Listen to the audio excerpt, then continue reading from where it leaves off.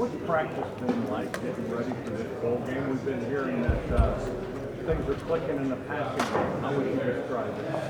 Um, I think we've been really good, determined, and really hungry, ready to win this game. And the passing game really has been clicking in practice. And I feel really good about this game. What's your assessment of this Clemson defense? What are you seeing from these guys on film? They're really fast in the back end. They have really good athletic corners and safeties. And but D lineman is really tough and gritty down there in the trenches. And I feel it's going to be a tough game. I mean, you expect to play against really good competition at this level, and we just the most prepared team will win this game. So that's what we focus on. Mike, there's a long line of great running backs at Ohio State. What's it like to be a part of that, brother? I mean, it's an honor. There's a lot of great running backs that came through here, from Archie Griffin to Zeke, and I mean, it's good to be a part of that and to say I played for Ohio State and be able to play in that category of guys. And I mean, it's a blessing. I thank God for it every day. You guys have to throw the ball effectively to win this game.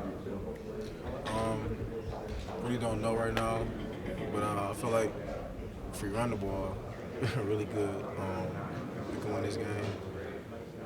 I feel like we've been running the ball all year, and if we run the ball in this game and possibly the next game, I think we can win it all. Mike, this year's been a year first for you. I mean, first start, first touchdown. What are you expecting your first playoff game to be like? Just play the best game I can play. Block the best blocking, and run the ball the best way I can, and catch the ball the best way I can. I just really expect to be a really big impact in these playoffs, and hopefully I will. How does JT and Curtis's ability to run the ball help you?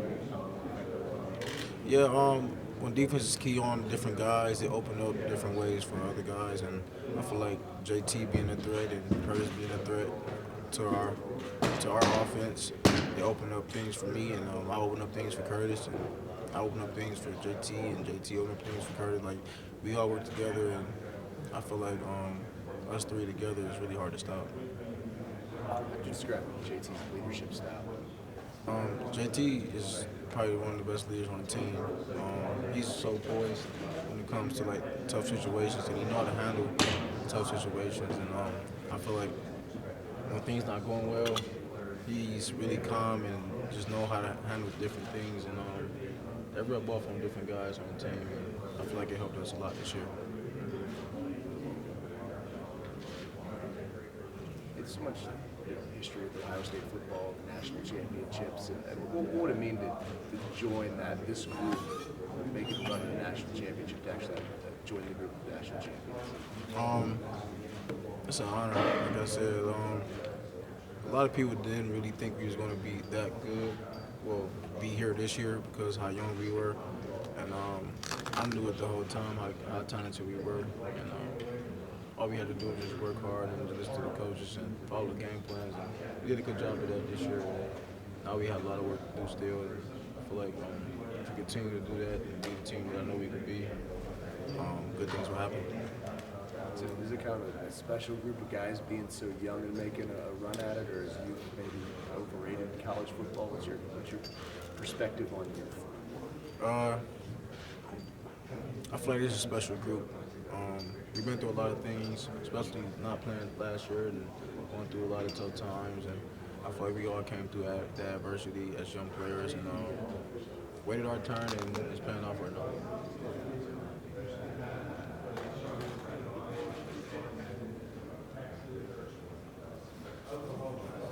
Mike, can you talk about what it's been like for you coming from Michigan and then coming to Ohio State? Do you get a lot of haters back home, or how's that for you?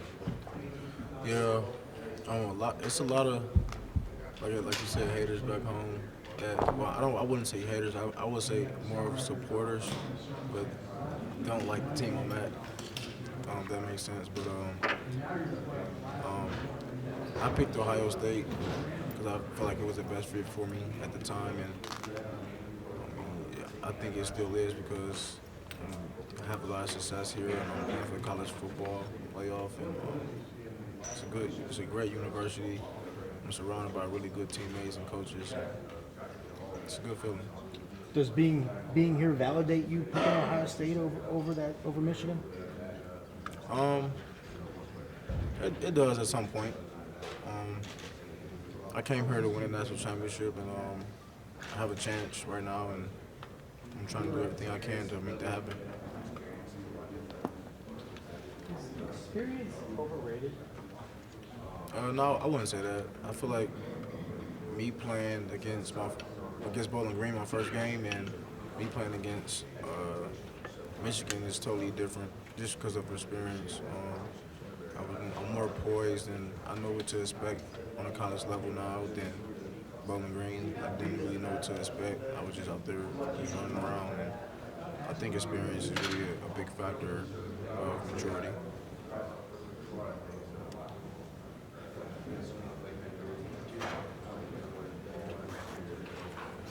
Mike, how important is it for you guys to get off to a good start offensively against Clemson? You've had a few slow out the gate games in the last month of the season. Is that something that you guys feel like you can turn it on whenever you need to, or is it just a matter of finding the right rhythm and getting into tempo early? Yeah, I'll say finding the right rhythm. That's a big factor when it comes to winning a game. I know we started slow a lot of time, or a few times throughout the season. Man, I just call that adversity. I feel like our offense still haven't reached our highest potential right now because I know we can do a lot better when it comes to running and passing the ball.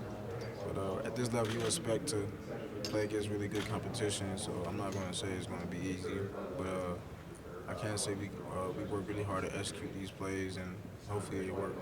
Do you need to run early to set up the pass, or do you guys need to get JT comfortable and confident early, throwing the ball to really open up the running game?